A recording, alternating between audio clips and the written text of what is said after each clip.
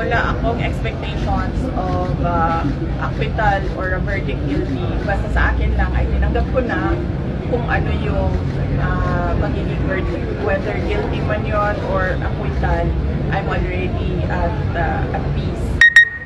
At hindi ko alam kung paano boto ang mga senators. If at all there will be a trial, I think it is wrong to start counting votes now because they haven't seen evidence yet. They haven't seen what the prosecutors have. They haven't seen what our defense is. So, parang mali siguro na magbilingan ng boto ng walang trial. Pero, ginagawa siya ng publiko. So, basta sa akin, tanggap ko kung anong mangyayari, anong magiging ending ng impeachment. Pero yung preparation po ng mga lawyers natin? Lawyers, okay naman sila. In full throttle na yung kanilang preparation for the impeachment, and of course they would not want a trial as lawyers.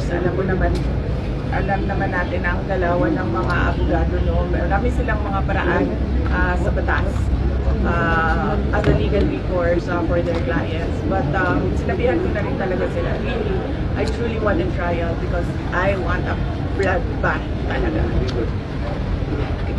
Sige, brief ko. VP, ngayon kumasa itong si Chel Jokno and Attorney Lima for prosecution team sa Kamara ng Impeachment. So, anong comment mo dito? And binaliktad ng Court of Appeals ang desisyon ng multi-new parties sa drug case ni Laila de Lima. Hindi ko nabasa yung desisyon ng Court of Appeals. Hindi ako mag-comment. Hindi ko kasi nabasa. At saka hindi ko rin nabasa yung desisyon ng RTC. Hindi lang mag-comment dyan. And, well, understandable.